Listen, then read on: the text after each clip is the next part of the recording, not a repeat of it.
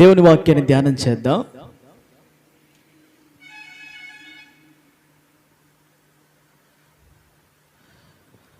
రెండవ సమూయేలు గ్రంథము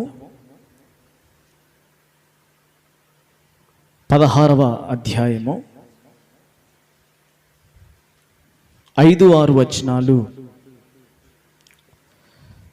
రెండవ సమూయేలు గ్రంథము 16వ అధ్యాయము 5-6 వచనాలు. రాజైన దావీదు బహూరీము దాపునకు వచ్చినప్పుడు సౌలు కుటుంబీకుడగు గెరా కుమారుడైన షిమి అన్నొకడు అతడి నుండి బయలుదేరి వచ్చును. అతడు వెంట నడుచుచు దావీదును శపించుచు, జనులందరూ బలాఢ్యులందరూ దావీదు ఇరుపార్శ్వముల నుండగా రాజైన దావీదు మీదను అతని సేవకులందరి మీదను రాళ్ళు రువుచూ వచ్చెను. చదవబడినటువంటి లేఖన భాగము ప్రభు మన వెన్నికలో దీవించి ఆశీర్వదించునుగాక. ఆమేన్. హల్లెలూయా చెబుదాం. హల్లెలూయా. పోయిన ఆదివారం వాక్యము,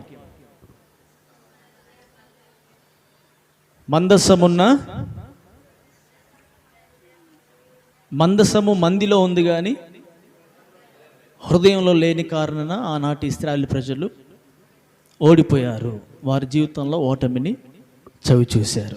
ప్రియా దేవుని బిడ్డలారా, ఇశ్రాయేలు దేశానికి మొట్టమొదటి రాజు సౌలు, ఆ తర్వాత రెండవ రాజుగా దేవుడు దావీదును ఏర్పాటు చేశాడు, నియమించాడు.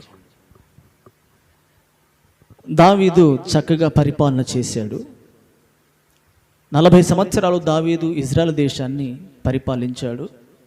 దేవుని ప్రణాళికలో, దేవుని ఏర్పాటులో దావీదు ఉన్న కారణాన అతడు గొర్రెలు కాసేవాడు అయినప్పటికీ దేవుని ఉద్దేశంలో, దేవుని ప్రణాళికలో అతడు ఉన్నాడు.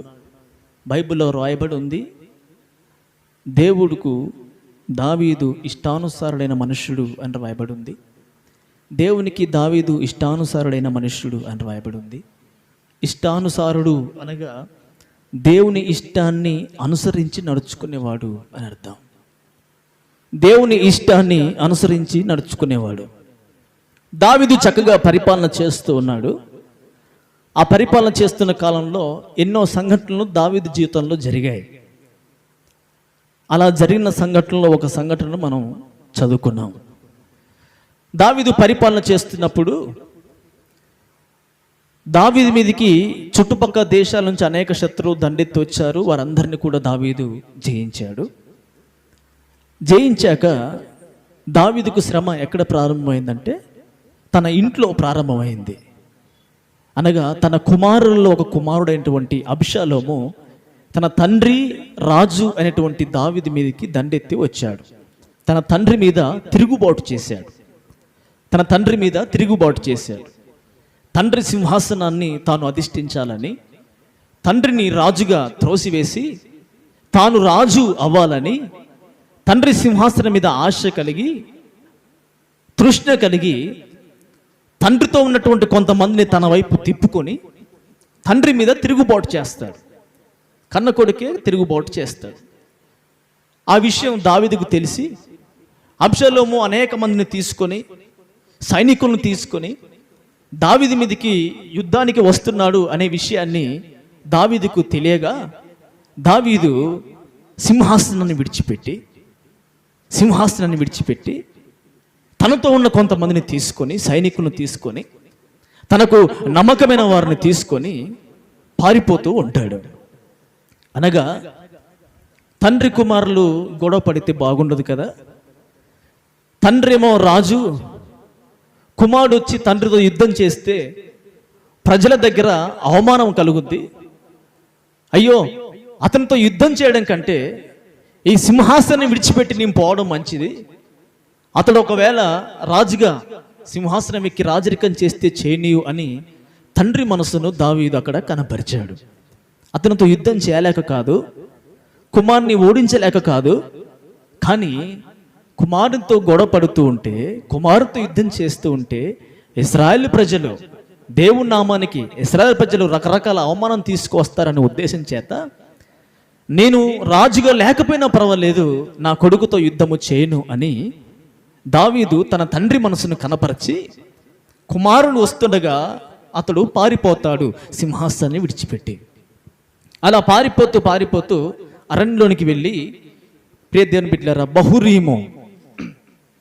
బహురీము అనే ప్రాంతానికి వస్తాడు. బహురీము అనేటువంటి ఒక గ్రామానికి ఆ సమీపంగా వస్తాడు. ఆ బహురీము అనే గ్రామానికి రాగా, ఆ యొక్క ప్రాంతం గుండా వెళుతూ ఉండగా, బహురీము అనే ఆ ప్రాంతం నుండి సౌలు కుటుంబీకుడు, బెన్యామీను గోత్రానికి చెందినటువంటి షిమీ అనేటువంటి ఒక బెన్యామీయుడు దావీదును చూసి, దావీదుతో ఉన్నటువంటి ఇరుపక్కల ఉన్నవారిని చూసి, దావీదు వెంట నడుస్తూ అనగా దావీదు ఆ రోడ్డంత దూరంలో దావీదు సైన్యము వెళుతూ ఉండగా, ఈ యొక్క షిమి వారి వెంట నడుస్తూ, అంటే వారిని వెంబడిస్తూ దావీదును శపిస్తూ, దావీదుతో ఉన్నవారిని శపిస్తూ, దావీదును తిడుతూ, ప్రియ దేవుని బిడ్డలారా, దావీదు మీద రాళ్ళు రువ్వుచూ ఉండేను. దావీదుకు వెంట నడుస్తూ, దావీదును నానా రకాలుగా శపిస్తూ, మాటలు అంటూ, దావీదు రాజు మీద రాళ్ళు రువ్వుతూ ఉన్నాడు. అతను అంటాడు,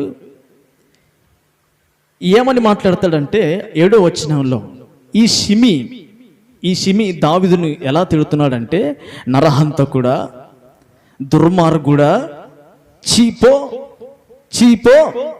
నీ వేల వలనని నీవు వెళ్ళగొట్టిన సౌలు ఇంటి వారి హత్యను యెహోవా నీ మీదికి రప్పించి, యెహోవా నీ కుమారుడైన అబ్షాలోము చేతికి రాజ్యం అప్పగించి ఉన్నాడు. నీవు నరహంతకుడవు గనుకనే నీ మోసంలో నీవు చిక్కుబడి ఉన్నావని చెప్పి రాజును శపింపగా. ప్రియా దేవుని బిడ్డలారా, ఈ షిమి రాజును ఈ విధంగా తిడుతూ ఉన్నాడు. నేను కల్పించి మాటలు చెప్పట్లేదు, కళ్ళబొల్లు మాటలు చెప్పట్లేదు, ఏదో కథలు రాసుకొని వచ్చి టీవీల ముందు చెప్పినట్లుగా చెప్పట్లేను. నేను బైబిల్లో ఉన్నది చదివిపిస్తున్నాను. నరహంతకుడా, దుర్మార్గుడా, నీవు రాజ్యాన్ని ఏలాలని సౌలు ఇంటి వారిని ఎల్లగొట్టావు. సౌలు ఇంటి వారి చావుకు నీవు కారణమయ్యావు.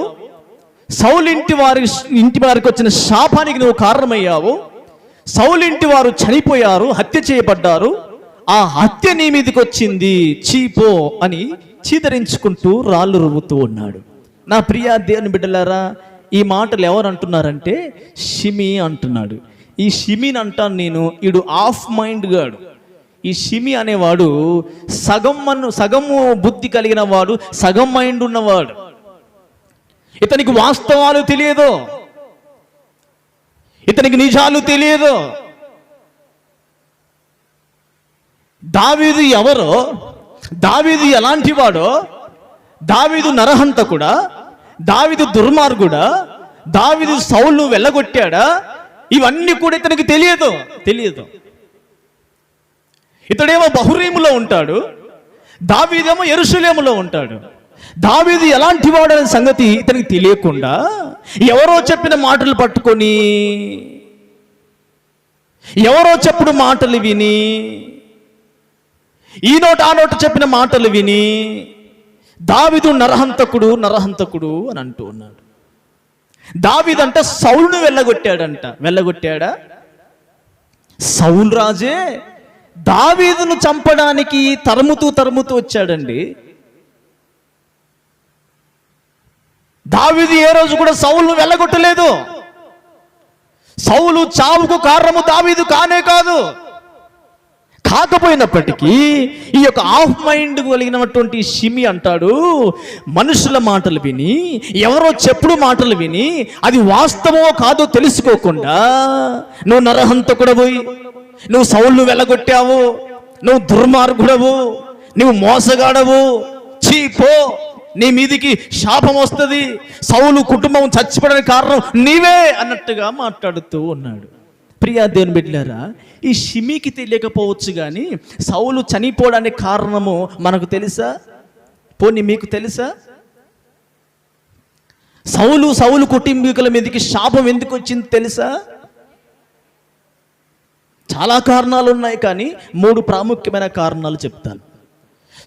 సౌలు కుటుంబం మీదకి, సౌలు కుమారుల మీదకి శాపం ఎందుకు వచ్చింది, వాళ్ళు ఎందుకు చంపబడ్డారు అనంటే, మొట్టమొదటిగా సౌలుకున్నటువంటి స్వభావం, సౌలుకున్నటువంటి అలవాటు ఏంటంటే దేవుని మాట వినడు, మనుషుల మాట వింటాడు. ఎందుకు సౌలు రాజు కుటుంబం మీదకి శాపం వచ్చిందంటే దేవుని మాట వినడు, మనుషుల మాట వింటాడు. వాస్తవమా కాదా? చదువుదామా ఆ మాట? 1 సమూయేలు గ్రంథము 15వ అధ్యాయము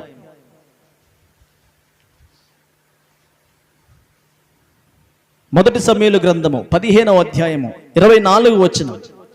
సౌలు జనులకు జడిసి వారి మాట వినినందున నేను యెహోవా ఆజ్ఞను నీ మాటలను మీరి పాపము తెచ్చుకొంటిని. తనే చెబుతున్నాడు. సమూయేలుతో అంటాడు, దైవజనుడా, నేను ప్రజలకు భయపడి ప్రజల మాటలు విని దేవుని ఆజ్ఞకు లోపడకుండా నీ మాట వినకుండా నేను పాపము చేశానని సౌలు రాజు చెబుతున్నాడు సమూయేలుతో. సౌలు కుటుంబం మీదకి శాపం రావడానికి, సౌలుకున్నటువంటి కుమారుడు చనిపోవడానికి కారణాల్లో మొదటి కారణం ఏంటంటే అతడు దేవుని మాట వినడు, మనుషుల మాట వింటాడు. రెండవ కారణం ఏంటంటే మనుషుల మాట విన్నాడు, దేవుని మాట వినలేదు. ఆ తర్వాత ఏం చేశాడంటే దేవుని సేవకుని వస్త్రాన్ని చింపివేశాడు. దైవజనుని వస్త్రాన్ని చింపివేశాడు. అది అభిషేకపు వస్త్రం. దేవుని అభిషేకాన్ని అవమానపరిచాడు. దేవుని అభిషేకాన్ని చించివేశాడు. దేవుని అభిషేకం దగ్గరే ఉన్నాడు, దేవుని అభిషేకంతో ఉన్నాడు. అభిషేకానికి విరుద్ధంగా, అభిషేకానికి అవమానం వచ్చే విధంగా, అభిషేకానికి విలువ లేకుండా దేవుని అభిషేకాన్ని అవమానపరిచాడు. రెండవ కారణము, ఏ తైలంతో సమూయేలు అభిషేకించాడో సౌలును, దేవుని ఆజ్ఞను పొందుకొని సౌలు రాజును అభిషేకించాడో ఆ అభిషేకానికి విలువ లేకుండా చేశాడు. ఆ అభిషేకాన్ని అవమానపాలు చేశాడు. ఆ అభిషేకపు వస్త్రాన్ని చింపివేశాడంట. చదువుదాం ఆ మాట కూడా.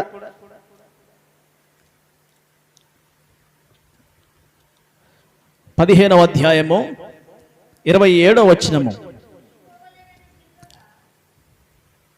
26వ వచనం కానీ చదువమ్మా. అందుకు సమూయేలు, నీతో కూడా నేను తిరిగి రాను, నీవు యెహోవా ఆజ్ఞను విసర్జించితివి గనక ఇశ్రాయేలు మీద రాజుగా ఉండకుండా యెహోవా నిన్ను విసర్జించనని చెప్పి వెళ్ళిపోవాలని తిరగగా సౌలు అతని దుప్పటి చెంగు పట్టుకున్నందున అది చినిగెను. ఒకటి, దేవుని మాట వినడు, మనుషుల మాట వింటాడు. శాపం ఎందుకు వచ్చింది సౌలు మీదికి అనేది చెబుతూ ఉన్నాను. దేవుని మాట వినడు, మనుషుల మాట వింటాడు. రెండవది, అభిషేకానికి మచ్చ తీసుకొచ్చాడు, అభిషేకాన్ని అవమానపరిచాడు, అభిషేకాన్ని చించేశాడు, ప్రజల ముందు చించేశాడు. అభిషేకం యొక్క విలువ తెలియని వాడు. దేవుని అభిషేకమే కదా అతని రాజుగా నియమించింది. దేవుని అభిషేకమే కదా అతని ఇశ్రాయేలు ప్రజల మీద సింహాసనం మీద కూర్చోబెట్టింది.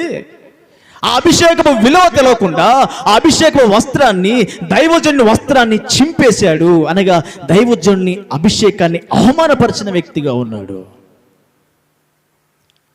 మూడోది చూసినట్లయితే ఈ సౌలు రాజు అంట ఇశ్రాయేలు ప్రజల దేవుడైన యెహోవాను ఆశ్రయించకుండా మంత్రగాళ్లను ఆశ్రయించెను. కర్ణ పిశాచం గల స్త్రీని ఆశ్రయించెను.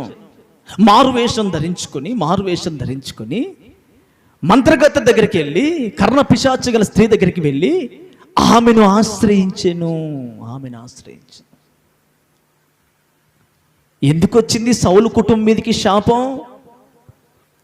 ఎందుకు వచ్చిందండి సౌలు కుటుంబం మీదకి శాపం? దేవుని మాట వినడు, మనుషుల మాట వింటాడు. వీడికి నిజమేదో అబద్ధమేదో తెలియదు. దేవుని అభిషేకాన్ని, అభిషేక వస్త్రాన్ని, దైవజన్ని అవమానపరిచాడు, అభిషేక వస్త్రాన్ని చింపివేశాడు.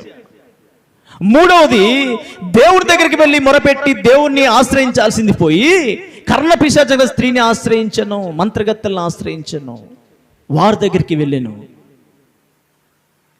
ఈ మూడు చేసింది సౌలా, సౌలు కుమారులా? ఎవరు చేశారు? సౌలు చేశాడు, సౌలు కుమారులు చేయలే. ఈ మూడు చేసింది దేవుడి మాట వినకుండా మనుషుల మాట విన్నది సౌలు రాజే. దేవుడి సేవకుడు అభిషేక వస్త్రాన్ని చింపివేసి అవమానం కలిగించింది సౌలు రాజే. కర్ర పిశాచ గలటువంటి మంత్రగత్తెను ఆశ్రయించిన సౌలు రాజే. ఈ మూడు పనులు సౌలు రాజు చేస్తే సౌలుతో పాటు సౌలు కుమారుల మీద కూడా శాపం వచ్చేసింది, చచ్చిపోయారు. శాపం ఎందుకు వచ్చిందంటే సౌలు చేసిన కార్యాలను బట్టి, క్రియలను బట్టి ఆ కుటుంబం మీదకి శాపం వచ్చింది. వారికి అభిషేకం అంటే తెలియదు, అభిషేకం విలువ తెలియదు, అభిషేకాన్ని అవమానపరిచాడు సౌలు. శాపం వచ్చేసింది. అతని కుమారులు కూడా చచ్చిపోయారు యుద్ధంలో. ఇది జరిగిన సంఘటన. షిమి ఏమంటాడు? నువ్వు వెళ్ళగొట్టావు సౌలును. ఎవరు వెళ్ళగొట్టారంట? దావీదు వెళ్ళగొట్టాడా? నువ్వు చంపావు సౌలును. సౌలు హత్య కారణం నువ్వే. దావీదా? సౌలు కుటుంబం మీదకి శాపం రావడానికి కారణం నువ్వే. దావీదా? అంటే ఈయన హాఫ్ మైండ్ అనకపోతే ఏమనాలి? అసలు నిజమేంటో తెలియదు, అబద్ధమేంటో తెలియదు. ఎవరో మనుషుల మాటలు పట్టుకొని దావీదు మీద నిందారోపణ చేస్తున్నాడు, దావీదును రాళ్లతో కొడుతున్నాడు, దావీదును శపిస్తూ ఉన్నాడు, దుర్మార్గుడు అంటున్నాడు, నరహంత కూడా అంటున్నాడు, చీపోని చీదరించుకుంటున్నాడు, వెంట నడుస్తూ రాళ్ళు రువ్వుతూ ఉన్నాడు. చాలా మంది దేవుని బిడ్డలు కూడా మనుషుల మాటలు వినడానికి ఇష్టపడతారు. సౌలు అదే పని చేసి తన సింహాసనాన్ని పోగొట్టుకున్నాడు. తన సింహాసనం అందుకే పతనం అయిపోయింది.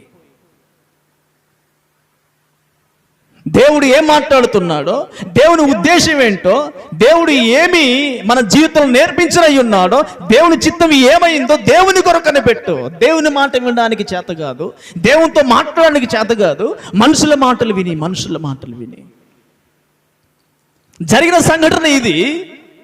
షిమి మాట్లాడుతుంది మరొకటి. ఇప్పుడు ఏది వాస్తవము? షిమి మాట్లాడుతుంది వాస్తవమా? సౌలు జీవితంలో జరిగింది వాస్తవమా? ఏమండి, నేను బైబిల్లో రాయనిది లేకపోతే బయట నుంచి తీసుకొచ్చి చెప్పట్లేను, స్టోరీ చదివిపిస్తున్నాను. అందుకే ఏదో కళ్ళబుల్లి కథలు, కాగమ్మ కథలు, ఒక తల్లి ఉండేది, ఇద్దరు కొడుకులు ఉండేవాళ్ళు, కోడలు ఉండేది, బిడ్డ ఉండేది, అత్త ఉండేది. ఈ పనికి మాలినటువంటి ఈ లోకసమైన ముచ్చట్లన్నీ పేపర్ మీద రాసుకొని వచ్చి ఇంటి దగ్గర టీవీ ముందుకు వచ్చి, మైక్ ముందుకు వచ్చి, లేకుంటే కెమెరా ముందుకు వచ్చి ఆ కళ్ళబుల్లి మాటలు, స్టోరీలు చెప్పట్లేను, బైబిల్లో ఉన్న మాటలే చెబుతున్నాను కదా. సౌలు కుటుంబం మీదకి శాపం ఎందుకు వచ్చిందంటే సౌలు చేసినటువంటి ఆ క్రియలను బట్టి వచ్చేసింది, దావీదు ద్వారా కాదు. అభిషేకాన్ని గౌరవించిన వారి మీదకి శాపం రాకపోతే మరేం వస్తుందండి? దేవుని మాట వినకుండా మనుషుల మాట వింటున్న వాడికి శాపం రాకపోతే మరేం వస్తుంది? బాపును తీసుకొని మారు మనసు పొంది నీళ్ళలో మునిగి తండ్రి కుమార పరిశుద్ధాత్మ నామమున బాపును తీసుకొని బలలో పాల్గొని కర్ణపిశాచ స్త్రీ దగ్గరికి, మంత్రగత్తె దగ్గరికి వెళ్తే శాపం రాకపోతే మరేం వస్తుంది చెప్పండి?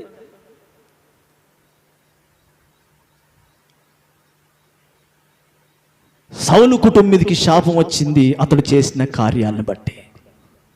ఈ షిమి అంటాడు, నీవు ఏలాలని, నువ్వు రాజ్య సింహాసనం నువ్వు అధిష్ఠించాలని, నువ్వు ఇశ్రాయేలు ప్రజలకు రాజుగా ఉండాలని నువ్వు సౌలును వెళ్ళగొట్టావు. సౌలు చావు కారణం నువ్వే, అతని కుటుంబ హత్య కారణం నీవే అని ఈ షిమి ఎవరి మాటలో పట్టించుకొని దావీదు మీద శాపవచనాలు పలుకుతూ రాళ్ళు రువ్వుతూ ఉన్నాడు. నా ప్రియ దేవుని బిడ్డలారా, బీ కేర్ఫుల్. దేవుని బిడ్డలు దేవుని మాట వినండి, మనుషుల మాటలు విని శాపం తెచ్చుకోవద్దు.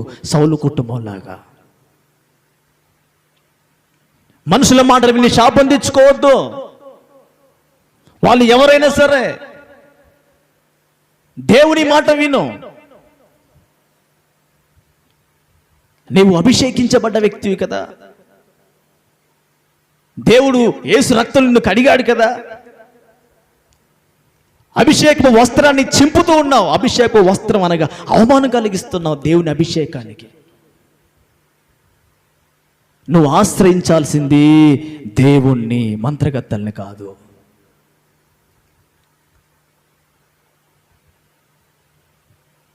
అలా రాళ్ళు రుబుతూ ఇలాంటి మాటలు మాట్లాడుతూ వెళ్తూ ఉంటే దావీదు పక్కన బలాఢ్యులు ఉన్నారండి. బలాఢ్యులు ఉన్నారు. ఆ బలాఢ్యుల్లో దావీదు యొక్క అక్క కొడుకు ఉన్నాడు. దావీదు అక్క పేరు సెరూయా. ఈ సెరూయా యొక్క కొడుకు ఉన్నాడు.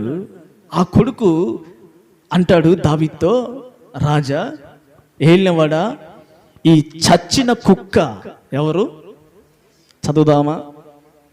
నేను తిడుతున్నాను అనుకుంటారు.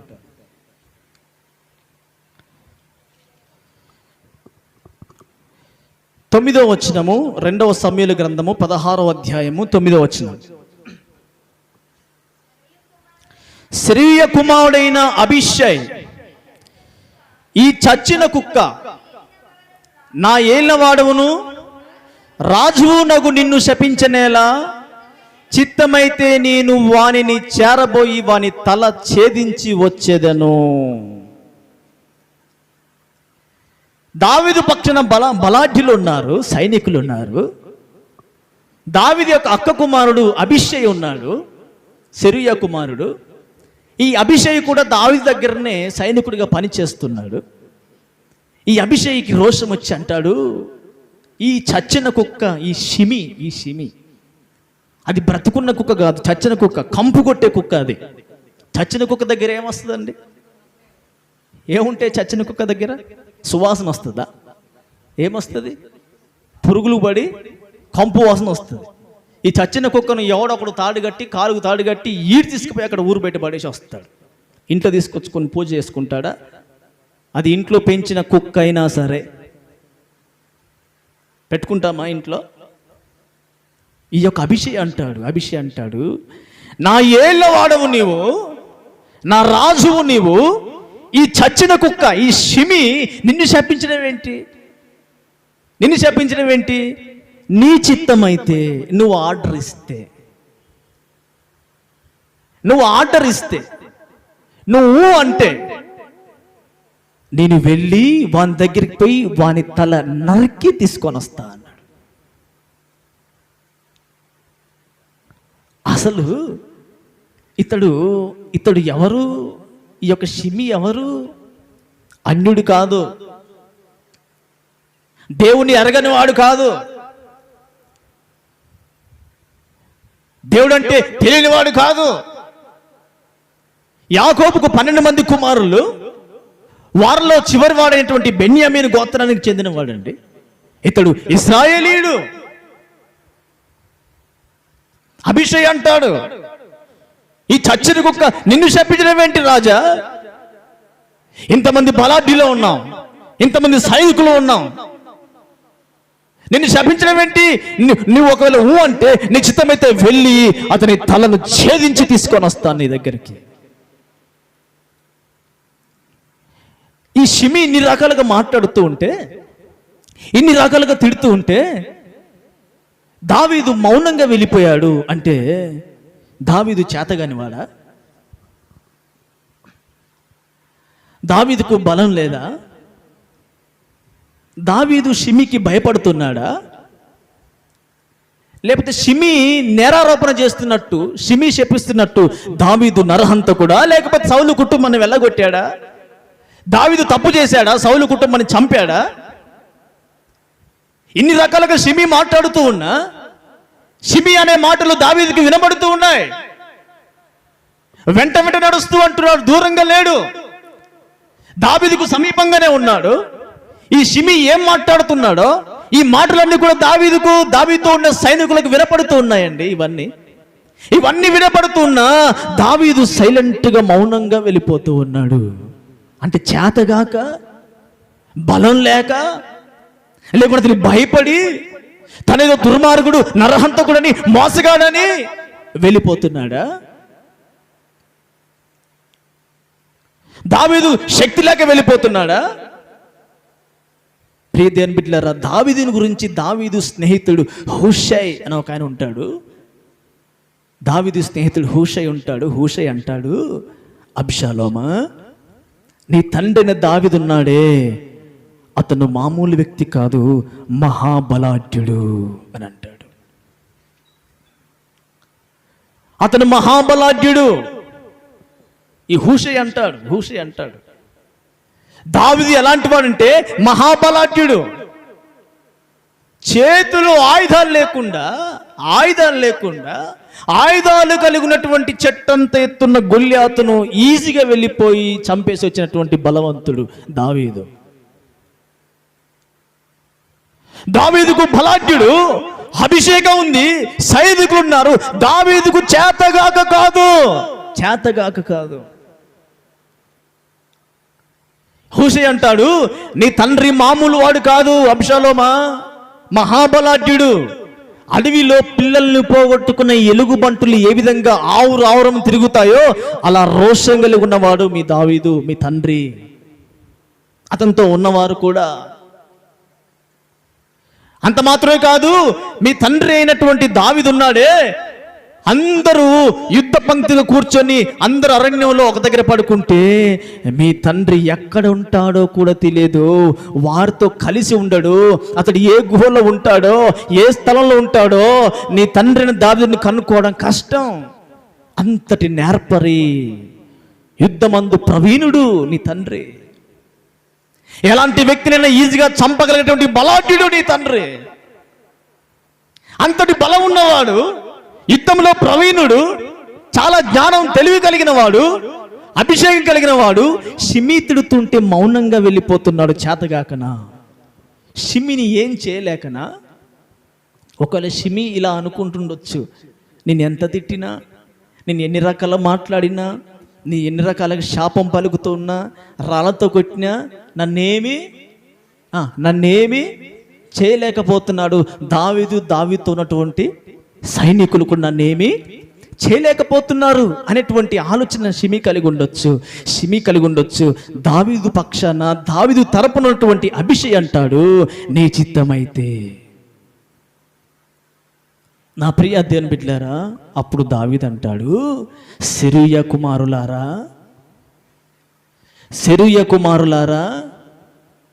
మీకు నాకు ఏమి పొందు అన్నాడు. సెరూయా కుమారులారా, నీకు నాకు ఏం పొందు? వాడు చచ్చిన కుక్కే, వాడు శపించినంత మాత్రం నాకేం కాదు. వాడు నా గురించి రకరకాలుగా దుర్మార్గుడా, చీపో, మోసగాడా, నరహంతకుడా అని ఎన్ని రకాలుగా మాట్లాడి నాకేం కాదు. వాడిని శపింపనీయుడు. యెహోవా వాడిని శపించమని చెప్పాడేమో,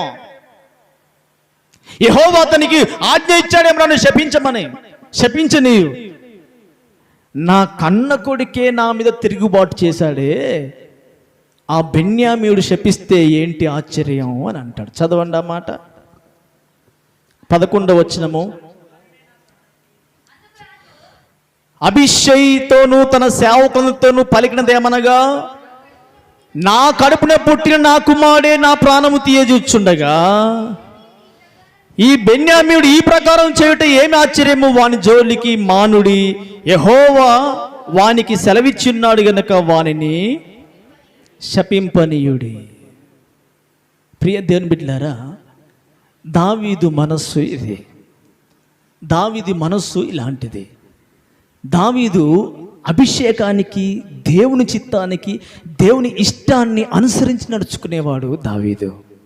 వాడు తిట్టాడని, వాడు నేరారోపణ చేశాడని, వాడు శపించాడని, వాడు రాళ్ళతో రువ్వుతున్నాడని, రాళ్ళతో కొడుతున్నాడని, ఇష్టానుసారంగా మాట్లాడుతున్నాడని అవన్నీ వింటూ ఉన్నా, దావీదు చెవున పడుతూ ఉన్నా దావీదు మౌనంగా ఉన్నాడు అని అంటే, చేతగాకనో, తప్పు చేసో, అని చంపో, లేక సౌలును చంపో కాదు, కానీ దేవుని చిత్తమును కనిపెడుతూ దేవునికి అతన్ని అప్పగిస్తూ ఉన్నాడు. అంటాడు, వాని శాపానికి బదులుగా దేవుడు నాకు మేలు చేయనేమో అంటాడు. చదవండి ఆ మాట. యెహోవా నా శ్రమను లక్ష్య పెట్టునేమో, వాడు పలికిన శాపమునకు బదులుగా యెహోవా నాకు మేలు చేయనేమో. ఈ మాట చుట్టూన్న సైనికులు అంటున్నారు, వింటున్నారు. ఆ రాళ్ళు రువుతున్న వ్యక్తి కూడా, షిమి కూడా వింటున్నాడు. ప్రియ దేవుని బిడ్డలారా, అంటే ఈ దిన ప్రసంగానికి మనం పెట్టుకున్నటువంటి ఆ యొక్క అంశం ఏంటంటే, భయపడకుము, షిమి సాష్టాంగపడే సమయము వచ్చింది. భయపడకుము, షిమి నీకు సాష్టాంగపడే సమయం. ఇష్టానుసారంగా తిడుతూ ఉన్న మౌనంగా వెళ్ళాడంటే దేవుని చిత్తమును ప్రజెంట్ చేస్తున్నాడు. దేవుని ఇష్టం ఏముందో, దేవుని ఇష్టాన్ని అనుసరించి నడుచుకునేవాడు గనక దేవుని ఇష్టం ఏముందో, దేవుని చిత్తం ఏముందో యెహోవా వానికి శపించమని చెప్పాడేమో అని ఆ మాట చెప్పి అలా వెళుతూ ఉంటేనంట, ఈ యొక్క షిమి వాళ్ళ వెంట వెళ్ళి కొండ శిఖరానికి వెళ్ళి, కొండ ఎక్కి కొండ పర్వతానికి వెళ్ళి అక్కడి నుంచి వీరి మీద రాళ్ళు రువ్వుతూ, ఎవరి మీద? ఈ మాట అన్న తర్వాత కూడా, ఈ మాట విని కూడా అలా కొండెక్కి అతని మీదకి రాళ్ళు రువ్వుతూ, దావీదు మీదకి రాళ్ళు రువ్వుతూ, దుమ్మెత్తి పోస్తూ. చదవండి ఆ మాట. 13వ వచనము. అంతటా దావీదు అతని వారును మార్గమున వెళ్ళిపోయిరి. వారు వెళ్ళిపోచుండగా షిమి అతనికి ఎదురుగా కొండ పక్కన పోవచ్చు, అతని మీదికి రాళ్ళు విసురుచు ధూళి ఎగరగొట్టుచుండెను. ఏం చేస్తున్నాడు? ధూళి ఎగరగొట్టుచుండెనంటే, ధూళి ఎగరగొట్టుచున్నామంటే అంటే గ్రామాలలో గొడవ పెట్టుకున్నప్పుడు, ఈ ఇంటామా ఆ ఇంటామా గొడవ పెట్టుకున్నప్పుడు మధ్యలో ఏముంటుంది? ఏనుగో కంచె ఉంటుంది. అంటే నేను చూశాను, మధ్యలో కంచె ఉంటుంది కదా. ఈమె అక్కడికి పోలేదు, ఆమె ఇక్కడికి పోలేదు, కానీ మధ్యలో ఉన్న ఏనుగు అవతల, ఏనుగు యువతల, కంచె అవతల, కంచె యువతల ఇద్దరు ఏం చేస్తారు? గొట్లాడుకుంటారు. ఈమె దుమ్ము తీసి ఆమె మీద వస్తుంది, ఆమె దుమ్ము తీసి ఇతడు శపిస్తూ ఉన్నాడు, రాళ్ళు రువ్వుతూ ఉన్నాడు. ఆ తర్వాత దుమ్మెత్తి పోస్తున్నాడు, ధూళి ఎగరగొడుతున్నాడు అంట. నీకు అది గాను, నీకు ఇది గాను, నువ్వు అదైపోను, నువ్వు ఇదైపోను, నీకు అట్లయిద్ది ఇట్లయిద్ది. దావీదు మౌనంగా తనతో ఉన్న వారిని తీసుకొని వెళ్ళిపోయాను.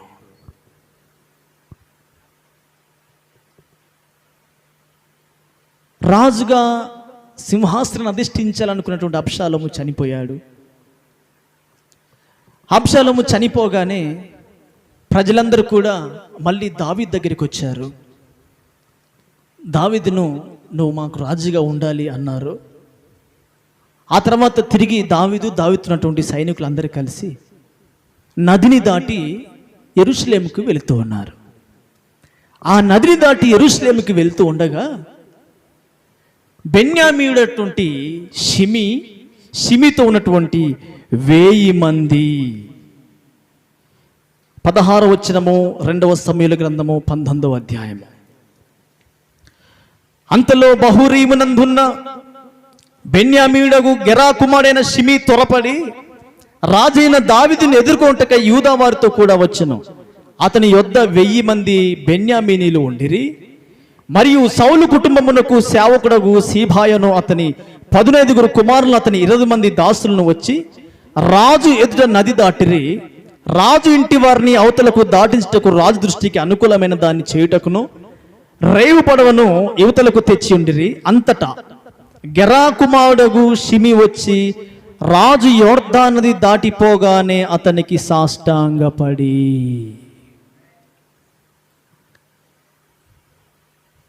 సాష్టాంగపడి ఎవరండి? దుర్మార్గుడా అని తిట్టాడే, నరహంతకుడా అన్నాడే, చీపో అన్నాడే, రాళ్ళు రువ్వాడే, దుమ్మెత్తి పోసాడే, శాపాలు పలికాడే. ఈ శాపాలు పలికిన, ఈ దుమ్మెత్తి పోసిన, దుర్మార్గుడా నరహంతకుడా అనన్న, చీపోని చిదరించుకున్న ఈ యొక్క సిమి 1000 మందితో కలిసి దావీదు దగ్గరకు వచ్చి సాష్టాంగపడి బోర్ల పడుకొని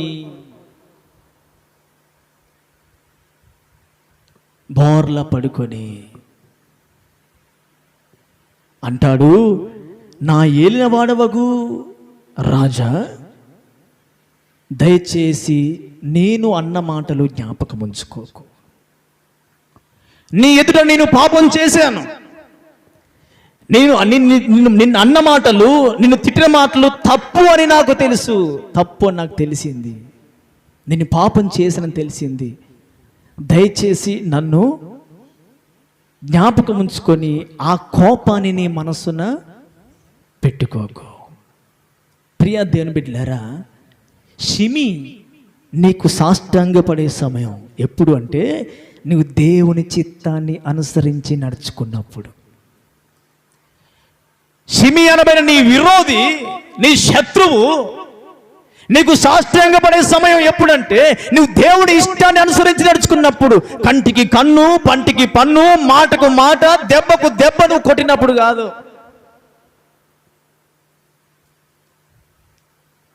నాకు బలం ఉంది, అభిషేకం ఉంది, సైనికులు ఉన్నారు, సేవకులు ఉన్నారు, అతనికి లెక్కనని అతన్ని కొట్టి చంపినప్పుడు కాదు. అతను బ్రతికుండగానే అతని దావీదును దూషించినప్పుడు, శపించినప్పుడు ఒక్కడొచ్చాడు. ఇప్పుడు 1000 మంది వచ్చి దావీదు దగ్గర సాష్టాంగపడి షిమి నీకు సాష్టాంగపడే సమయం, నీ శత్రువు నీకు సాష్టాంగపడే సమయం, అపవాది నీకు సాష్టాంగపడే సమయం, నీ విరోధి నీకు సాష్టాంగపడే సమయం, నీకు విరుద్ధంగా లేచిన వారు నీకు సాష్టాంగపడే సమయం ఎప్పుడు అంటే నువ్వు దేవుని చిత్తాన్ని నెరవేర్చినప్పుడు, నీవు దేవుని ఇష్టాన్ని అనుసరించి నడుచుకున్నప్పుడు. ఏమండి, ఒక్కడొచ్చి తిట్టాడు. ఇప్పుడు ఇశ్రాయేలు ప్రజలు, యూదులు, దావీదు సైనికులు, బెన్యామీనీలు, 1000 మంది, లక్షల మంది చూస్తుండగా దేవుడు అతన్ని దావీదు కాళ్ళ దగ్గర బోర్లగా సాష్టాంగ పడేలా చేశాడు దేవుడు. నీవు దేవుని చిత్తాన్ని చేయి, దేవుని ఇష్టాన్ని నెరవేర్చు. నీ సొంత చిత్తము కాదు, నీ సొంత ఇష్టం కాదు. ఫలానా వాడు రా అన్నాడు కదా, నేను రారా అంటాను. పగ తీర్చుకోవడం నీ పని కాదు. నా ప్రియ దేవుని బిడ్డలారా, అలా పగ తీర్చుకోవాలనుకునే కదా సౌలు రాజు శాపగ్రస్తమైపోయాడు. ఆ మాట చెప్పిన తర్వాత దావీదు అక్క కుమారుడైనటువంటి అభిషేక్ మళ్ళీ అంటాడు, దేవుని చేత అభిషేకించబడిన వాణ్ణి శపించిన ఈ యొక్క షిమి మరణానికి పాత్రుడు కాదా అని అంటాడు. దావీదు మహారాజుతో దావీదు అక్క కుమారుడైనటువంటి ఈ సెరూయా కుమారుడైనటువంటి అభిషేక్ అంటాడు, రాజా, దేవుని చేత అభిషేకించబడిన వాడిని శపించాడే ఈ చచ్చిన కుక్క, వీడు మరణానికి పాత్రుడు కాదా? వీడు మరణానికి పాత్రుడు కాదా అంటే వీడు మరణించాల్సిందే కదా. నువ్వెందుకు ఆజ్ఞ ఇవ్వట్లేవు మాకు అని అంటే మళ్ళీ అంటాడు, సెరూయా కుమారులారా, మీకు నాకు ఏమి, చదవండి ఆ మాట.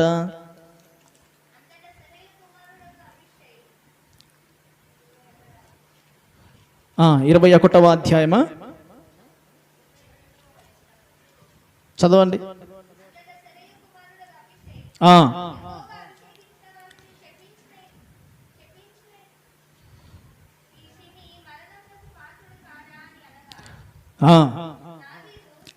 రెండవ సమూయేలు గ్రంథము 19వ అధ్యాయము 21వ వచనము, 20వ వచనం చదవండి అమ్మా. నేను పాపము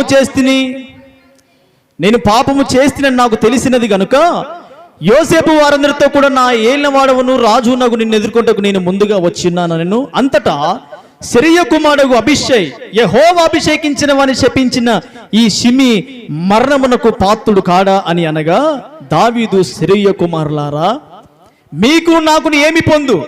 ఇట్టి సమయమున మీరు నాకు విరోధులగుదురా? ఇశ్రాయేలు వారిలో ఎవరైనా ఈ దినము మరణశిక్ష నందుదురా? ఇప్పుడు నేను ఇశ్రాయేలు విలువ రాజుగా ఉంటినన్న సంగతి నాకు తెలిసి అన్నది చెప్పి ప్రమాణం చేసి నీకు మరణశిక్ష విధింపనని షిమీతో సెలవిచ్చాను. ఏం చేస్తున్నాడు? దేవుని చిత్తాన్ని నెరవేరుస్తున్న, దేవుని ఇష్టాన్ని అనుసరిస్తున్నటువంటి దావీదు. అనగా నువ్వు భయపడకుము, షిమీ నీకు సాష్టాంగ పడే సమయం వచ్చింది అని అంటే అది ఎప్పుడు వస్తుంది? ఎప్పుడు వస్తుంది? నీ సొంత చిత్తానుసారంగా మాట్లాడి, నీ సొంత చిత్త ప్రయత్నాలు చేసి, నీ సొంత ఆలోచనలాగా నువ్వు చేస్తే షిమీ నీకు సాష్టాంగ పడడు, నీ శత్రువు నీకు సాష్టాంగ పడడు. దేవుని చిత్తాన్ని నువ్వు చెయ్యి, నీ శత్రువు నీకు సాష్టాంగ పడేలా దేవుడు చేస్తాడు. నీకు విరోధంగా లేచిన వారు నీ కాళ్ళ దగ్గరికి వచ్చేలాగా ప్రభు చేస్తాడు. షిమీని అదే చేశాడు దేవుడు. దావీదు అంటాడు, సెరూయా కుమారులారా, నీకు నాకు ఏం పొందు? మీరు ఇప్పుడు వెళ్ళి అని చంపుతారా? అని చంపితే మీరు నాకు విరోధులు అవుతారు. కాబట్టి ఈ దినము అతన్ని మరణశిక్షని విధించను అని అతనికి ప్రమాణం చేసి షిమీని పంపించెను. శత్రువులను మిత్రులుగా ప్రభు ఎప్పుడు మారుస్తాడయ్యా అంటే, ప్రభు చిత్తమును నీవు చేసినప్పుడు, దేవుని ఇష్టాన్ని నీవు అనుసరించి నడుచుకున్నప్పుడు. చాలా సందర్భాల్లో ఏం జరుగుద్దంటే, దేవుని చిత్తం చేయము, దేవుని ఇష్టాన్ని అనుసరించి నడుచుకోము, మన సొంత ఆలోచన ఉపయోగిస్తాము, మన సొంత తలంపు ఉపయోగిస్తాము. పొరపాటున ఎవరన్నా మనలో ఒక మాట అన్నారే అనుకో ఆగుతామా? కడుపు లోపల ఉంటుందా? ఆగలేస్తామా? ఇది దేవుని బిడ్డల లక్షణమేనా? ఇది దేవుని పిల్లల లక్షణమేనా? తన కళ్ళెదురుగా తిడుతూ ఉన్న షిమీని ఒక్క మాట అనకుండా దేవుని ఇష్టాన్ని నెరవేర్చిన వాడండి దావీదు. దేవుని చిత్తాన్ని నెరవేర్చిన వాడు దావీదు. అందుకే దావీదు తర్వాత వచ్చిన ప్రతి రాజుకు కూడా దేవుడు జ్ఞాపకం చేశాడు, నీ పితరుడైన దావీదు వలె నీవు చేయకపోతివి, నీ పితరుడైనటువంటి దావీదు వలె నీవు చేస్తివి. దావీదు తర్వాత వచ్చిన ప్రతి రాజుకు దేవుడు దావీదును రోల్ మోడల్గా పెట్టాడు, దావీదును మాదిరిగా పెట్టాడు. కారణం ఏంటంటే దేవుని ఇష్టాన్ని అనుసరించి నడుచుకున్నవాడు దావీదు. నువ్వు ప్రభు చిత్తం చేయి, దేవుని ఇష్టాన్ని అనుసరించి నడుచుకో. మనుషుల మాటలు విని దేవుని మాట వినకుండా అభిషేకమును పాడు చేసి అవమానపరిచి, అభిషేకానికి మచ్చ తెచ్చి, అభిషేకంతో ఉండి అభిషేకాన్ని అవమానపరిచి, లోక సంబంధమైన మంత్రగాలను ఆశ్రయించి శాపం తెచ్చుకోక, ప్రియదేవుని బిడ్డలారా, షిమీకి అవమానం కలిగిందా? మేలు కలిగిందా? షిమీకి ఏం కలిగిందండి? ఘోరమైన అవమానం కలిగింది. మామూలు అవమానం కాదు. ఏ అవమానం? ఘోరమైన అవమానం కలిగింది. ఎలాంటి అవమానం? వేల మంది లక్షల మంది చూస్తుండగా దావీదు ఎదుట వచ్చి బోర్లగా సాష్టాంగపడి, నాది తప్పయిందయ్యా. నీ శత్రువు నీకు సాష్టాంగపడే సమయం ఎప్పుడంటే నువ్వు ప్రభు చిత్తం చేసినప్పుడు. అలాంటి కృప దేవుడు మనకు అనుగ్రహించునుగాక. ఆమె తల ఉంచి కళ్ళు మూసుకోండి, ప్రార్థన చేసుకుందాం. తల ఉంచి కళ్ళు మూసుకోండి, ప్రార్థన చేసుకుందాం. ప్రతి ఒక్కరు మౌనంగా ఉండక భయపడకుము, షిమీ నీకు సాష్టాంగపడే సమయం వచ్చింది. భయపడకుము, షిమీ నీ ఎదుట సాగిలపడే సమయం వచ్చింది. ఎప్పుడో తెలుసా బిడ్డ? నీ ఇష్టానుసారంగా బ్రతుకుతూ, నీ ఇష్టానుసారంగా జీవిస్తూ, నీ ఇష్టమును నెరవేరుస్తూ, నీ ఇష్టము చొప్పున జీవిస్తూ, నీ ఇష్టాన్ని అనుసరిస్తూ నడుచుకున్నప్పుడు నీ శత్రువు నీకు సాష్టాంగ సాగిలపడే సమయం రాదు. కానీ దేవుని చిత్తము చేయి. ఇన్ని దినాలు లోక సంబంధంగా నీ సొంత చిత్తం చేసావు. నీ సొంత చిత్తం, నీ మనసుకు ఏది నచ్చితే, నీకు ఎలా మాట్లాడాలనిపిస్తే, నీకు ఎవరితో మాట్లాడాలనిపిస్తే, ఏ లోకాన్ని అనుసరించాలనిపిస్తే నీకు నచ్చింది చేసుకుంటూ వచ్చావు. షిమీ నీకు సాష్టాంగపడి సాగిలపడి నీకు విరోధంగా లేచిన, నీకు వ్యతిరేకంగా లేచిన నీ శత్రువే నీ ఎదుటికి రావాలి. ప్రభు చిత్తం చే. మలినము లేకుండా, మచ్చ లేకుండా, మురికి లేకుండా, మలిన వస్త్రములు లేకుండా, మురికి వస్త్రములు లేకుండా దేవుని మాటకు లోబడుతూ, దేవుని చిత్తమును చేస్తూ, అభిషేకాన్ని గౌరవిస్తూ దేవుని ఆశ్రయిస్తూ ప్రభు చిత్తము చెయ్యి. నీ శత్రువు నీకు సాగిల పడతాడు. అయ్యో, మనుషులు మాత్రమే కాదు శత్రువులు. ఇశ్రాయేల్లో ఉన్నట్టు బెన్యామీలు మాత్రమే కాదు శత్రువులు. నీకు నెమ్మది లేకుండా చేస్తున్న అసమాధానం అనే శత్రువు, నీకు ఆరోగ్యం లేకుండా చేస్తున్న అనారోగ్యమైన శత్రువు, నీకు ఆశీర్వాదం లేకుండా చేస్తున్న దరిద్రమైన శత్రువు నిన్ను రకరకాలుగా నీకు దూరమైతూ నిన్ను నెమ్మది లేకుండా చేస్తున్నటువంటి అసమాధానము, అపవాది అనే శత్రువు నీకు సాగిల పడేలాగా ప్రభు ఎప్పుడు చేస్తాడయ్యా అని అంటే, ఆయన చిత్తము, దేవుని చిత్తము నువ్వు చేసినప్పుడు, దేవుని ఇష్టాన్ని నువ్వు నెరవేర్చినప్పుడు. మహాగణమైన తండ్రి, నీ పరిశుద్ధ నామానికి మహిమ ఘనత ప్రభావములు కలుగునుగాక. ఉదయకాల ఆరాధనలో మీరు తోడుగా ఉన్నారు, నీకు స్తోత్రాలయ్యా. పాటల ద్వారా, స్తుతుల ద్వారా మహిమ తెచ్చుకొని వాక్యపరచల మీ దాసును అభిషేకించి మీరు మాతో మాట్లాడారు. భయపడకుము, షిమీ నీకు సాష్టాంగపడే సమయం వచ్చింది అన్నటువంటి శ్రేష్టమైన అంశం ద్వారా మీరు మాతో మాట్లాడారయ్యా. మా శత్రువు అది ఏదైనా, మా విరోధి ఏదైనా, ఎవరైనా, అది డబ్బు కావచ్చు, అనారోగ్యం కావచ్చు, అసమాధానం కావచ్చు, అయ్యా నీకు స్తోత్రములు. అది ఏదైనా సరే మాకు సాష్టాంగపడేలా చేసే దేవుడు నీవని అయ్యా. ఎప్పుడైతే నీ చిత్తాన్ని మేము చేస్తామో, నీ ఇష్టాన్ని అనుసరించి నడుచుకుంటామో, ఎప్పుడైతే నీకు లోబడి ఉంటామో, ఎప్పుడైతే నీ మాటలు వింటూ నీ అభిషేకమును గౌరవిస్తూ నిన్ను ఆశ్రయిస్తామో, అప్పుడు తండ్రి మా శత్రువు, మా అపవాది, అయ్యా మాకు విరుద్ధంగా లేసిన మా విరోధి, అయ్యా మాకు సాష్టాంగపడి ఆ విరోధి ద్వారానే మమ్మల్ని బలపరిచి ఘనపరిచే దేవుడవని మరొకసారి మీరు మాట్లాడారయ్యా. నీ బిడ్డలైన వారు నీ చిత్తాన్ని చేసేవారుగా ఉంటకు సహాయం చేయమని, నీ మాటకు లోబడి నీ మాటను అనుసరించి నడుచుకుంటకు సహాయం చేయండి. నీ హస్తము తోడుగా ఉంచిన ఆయన బిడ్డను క్షేమంగా తీసుకొచ్చారు. తిరిగి వెలుచిన మార్గంలో తోడుగా ఉండి క్షేమంగా వెళ్ళటకు సహాయం చేయండి. వీరికి ముందుగా మీరు నడవండి. నీ హస్తము తోడుగా ఉంచండి. నీ శక్తి బలం చేత నింపండి అయ్యా. నీ కృపలో వీరిని ఫలింపచేసి వరదలే చేయమని, ఎవరైతే బలహీనంగా అనారోగ్యంగా ఉన్న వారిని ముట్టి స్వస్థపరచండి.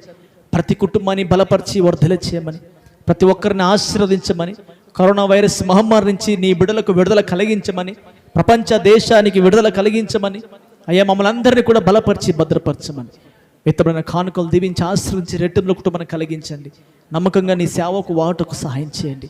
ఇక్కడ ప్రతి వారిని మీ చేతికి అప్పగిస్తూ బిడ్డలను క్షేమంగా తీసుకొచ్చారు. తిరిగి వెలుచున్న మార్గం తోడుగా ఉండి క్షేమంగా వెళ్ళటకు సహాయం చేయమని యేసుక్రీస్తు నామమున ప్రార్థించడి వేచున్నాను పరమ తండ్రి, ఆమేన్. మన తండ్రి అయిన దేవుని ప్రేమ, ప్రభుని యేసుక్రీస్తు వారి కృప, పరిశుద్ధాత్మ దేవుని యొక్క అన్యోన్య సహవాసమైన సన్నిధి ఇక్కడున్న మనకును సకల పరిశుద్ధులకును ఈ దినము నీ మందిరానికి వచ్చి నీ వాక్యం విని నీ చిత్తము చేయడానికి తీర్మానం చేసుకున్న ప్రతి బిడ్డకు ఇది మొదలుకొని ఆయన రాగడ వరకు సదాకాలం తోడయుండి ముందుకు నడిపించి బలపరచునుగాక. ఆమేన్. యేసు రక్తమే జయం, ప్రవేశ రక్తమే జయం, యేసు నామములో సంపూర్ణ విజయం, అపవాది కనతకొట్టిన నాశనం. తండ్రి నీ కార్యము నిరంతరం జయము జయము జయము తండ్రి. ఆమేన్. ఆమేన్. అందరి కొందనాలు. దేవుడు మిమ్మల్ని దీవించును గాక. ఆమేన్.